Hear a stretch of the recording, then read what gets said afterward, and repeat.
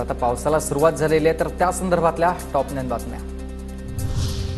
सातारा, वाशिम, पुणे, परभणीसह राज्यात जोरदार पावसाची हजेरी। परभणीत 2 महिला पाण्यात वाहून गेल्याची घटना घडली, तर धाराशिवमधील नदी नाले तुडुंब भरले। कोकणात मान्सून सक्रिय झाल्यानंतर बळीराजा शेतात व्यस्त। गेल्या 5 दिवसांपासून पडत असलेल्या पावसामुळे शेतीच्या कामांना वेग। छत्रपती संभाजीनगर जिल्ह्यात दमदार पाऊस। धारेश्वर मंदिर देवस्थान जवळचा धबधबा प्रवाहित। पैठण तालुक्यातील हजारो पर्यटक दाखल।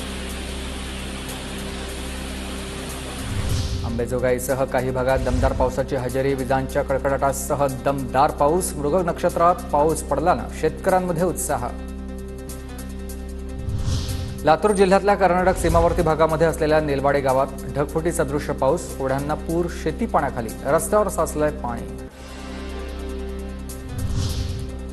सोलापूरमध्ये अनेक महिन्यांपासून कोरडे ठाक असणारे बंधारे आता ओसंडून वाहू लागलेत। विहिरी, तलाव, ओढे, नाले तुडुंब। 4 दिवस कोसळत असलेल्या सरींमुळे बळीराजा सुखावलाय।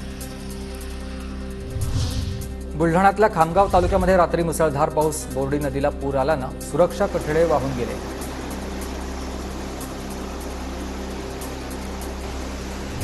बीडच्या माजलगाव तालुक्यातील कोथळे गावातील सरस्वती नदी दुथडी भरून वाहायला लागली। पुराच्या पाण्यातून वाट काढताना नागरिकांना मात्र जीवघेणी कसरत करावी लागते। धुळे जिल्ह्यातील अकलाड या शिवारामध्ये मुसळधार पावसाची हजेरी। शेतकऱ्यांची पेरणीसाठी लगबग। नदी नाले ओसंडून वाहू लागले।